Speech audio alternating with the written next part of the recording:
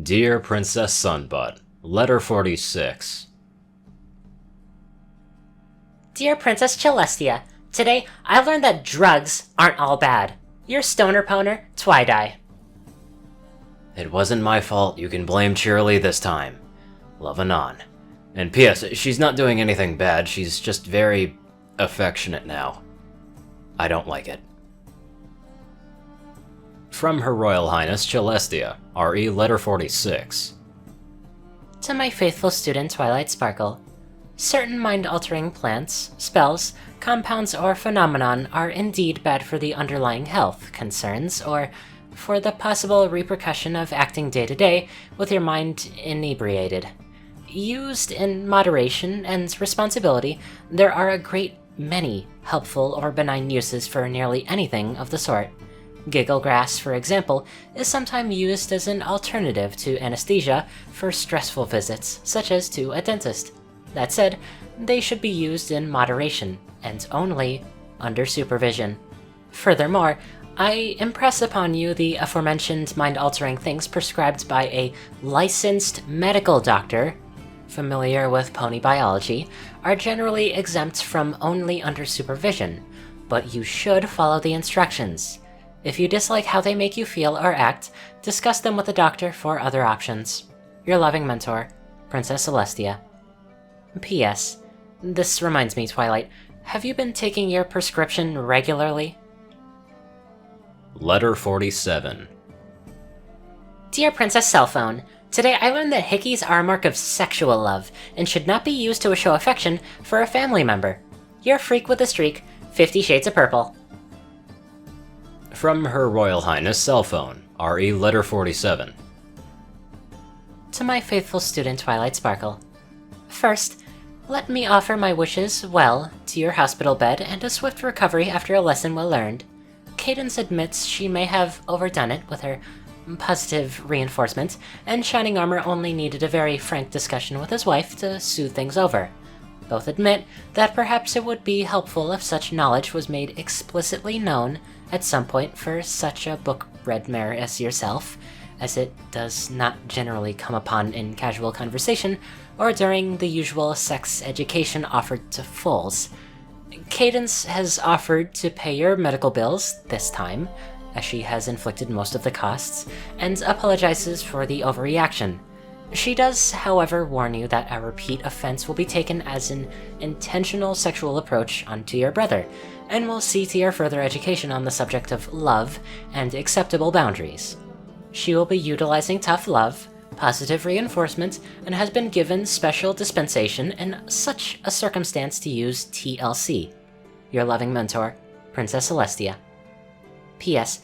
Tongue kissing is probably bad too, just so you know. Letter 48. Hey Celestia, so Fluttershy is straight. Yeah, Twilight is not taking it very well. It wouldn't be so bad if she didn't get to see firsthand exactly how straight the butter slut is. We kinda walked in on her hilting 2 footlongs in each hole. Seriously, I knew ponies were stretchy, but holy shit. Twilight ran away immediately, and Flutz looked like she wanted to hit the sewer slide when she saw us, but the guys were pretty cool about it. They even offered to let me join, but I declined. I treat my body with respect, unlike Fluttershy. Anyway, I swore I wouldn't tell anyone what I saw, so don't tell anyone that I told you. You can tell Luna, though. I think she'd get a good laugh out of this. Love Anon. From Her Royal Highness Celestia, RE Letter 48. To my faithful student Twilight Sparkle. It is always difficult when the target of our romantic affections are unwilling or unable to return them in kind, and it is always harder when they are some pony already close to your heart, even before physical attraction and romance are introduced.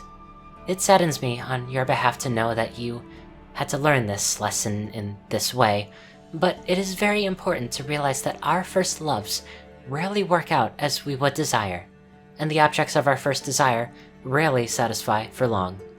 I encourage you to talk with Fluttershy about this, not as a means of convincing her to give you a chance, of course, If you have to change yourself so drastically to make it even possibly work with another pony, it isn't worth it. But to discuss your friendship, and try to take solace that even though she wasn't interested romantically, she was still interested in spending time with you. If it helps, I have it on good authority that after the gala fiasco, Rarity is willing to try a mare as a romantic partner, at least. I'm not very certain that you could handle a relationship with Rainbow Dash, if in a physical sense, if nothing else. Still, remember that the best kind of romances are natural and grow towards something beautiful, just by letting them. Your loving mentor, Princess Celestia. P.S. If in the meantime you just need to tend certain needs, your sister-in-law can probably recommend some tools and literature for you and your particular tastes. As long as shining armor isn't involved, you don't need to worry. Dear Anon, we ponies are rather elastic, aren't we? Shame about the minimum size requirement, wouldn't you think? Penned by Her Royal Highness Celestia. P.S. Luna did turn another interesting shade, but she did laugh. Letter 48.1. Hey Tia. Fluttershy publicly came out as straight today, and all of her friends have been supportive, and they don't seem to suspect anything odd about her timing. Twilight is pretending to have the flu, but she's just crying and masturbating in her room. I think she gave herself a dick at some point because I keep having to clean up fluids that don't come from a lady. If I can't find enough booze to last the week, I'm gonna take her to Pony Vegas to get her laid. I'm sure there's some mare out there with a tramp stamp in pity sex. At the very least, I'll make sure she's too busy having fun to think about Flubadub. Love Anon. From Tia, RE Letter 48.1.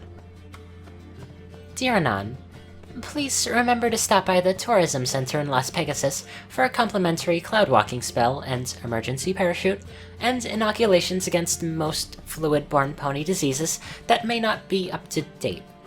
This advice is both for yourself and Twilight. Oh, and if you or Spike hybridize with any pony, be forewarned that there are very strict full welfare laws in place. Use protection. Your friend, Celestia. P.S. Luna gives her blessing for you to...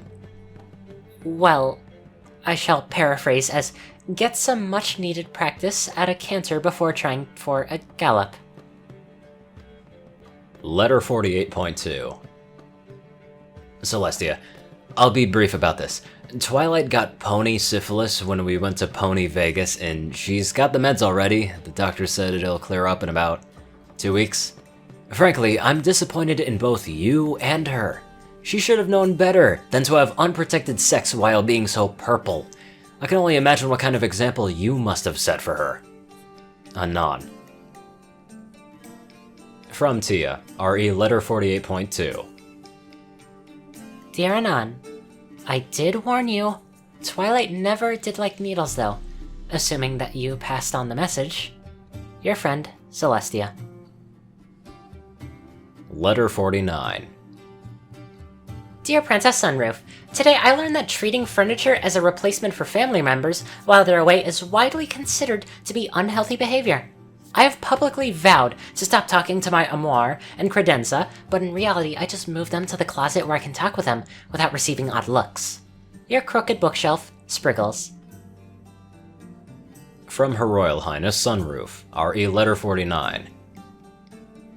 To my faithful student Twilight Sparkle, while I am very pleased that you are perhaps trying to practice positive interactions with your brother and sister-in-law in a safe environment, I'm afraid that using props is not really sufficient to get the most out of the attempt. This is why we have therapists, Twilight. If nothing else, it can help discuss appropriate topics of conversation with ponies with whom you have rendered yourself somewhat estranged. I will assume this is what you are trying to do rather than attempting to replace your actual family with safe alternatives. Your loving mentor, Princess Celestia. Dear Anon, could I trust you to start powdering her prescriptions and hiding them in her morning coffee? It seems that she keeps refusing to take them, and I'm worried about her mental state. I'll be visiting at some point in the near future to check in on everything. If things deteriorate further with her mental well-being, I may have to involve Twilight's parents. Penned by Her Royal Highness Celestia. Letter 50. Dear Princess Cilantro, today I learned that eating the forgetty spaghetti refers to someone suffering from dementia. There are unfortunately no food items capable of erasing memories yet. Your main brainlet, Toaster Sparks. From Her Royal Highness Cilantro, RE Letter 50. To my faithful student Twilight Sparkle. Admittedly, that is a euphemism I haven't actually heard before. Speaking as some pony with a great many embarrassing or painful memories in her past, I feel I may offer you some advice. In life, Twilight, there are times we wish we could do differently or do over. There are things we learn that make past actions seem terribly silly, or things we wish we did not know. That is okay. It happens to every pony. Just know the embarrassment and pain are temporary, and the growth you experience, the strengthening of your soul through these trials, will stay with you. Always. The worst shall pass if you can let it, and the best shall stay with you always. When it is our turn to go to the Summerlands, we'll look back on the bad with the good, and smile, knowing that we did our very best, and it is worth it for the wonderful times that we have had. Your loving mentor, Princess Celestia.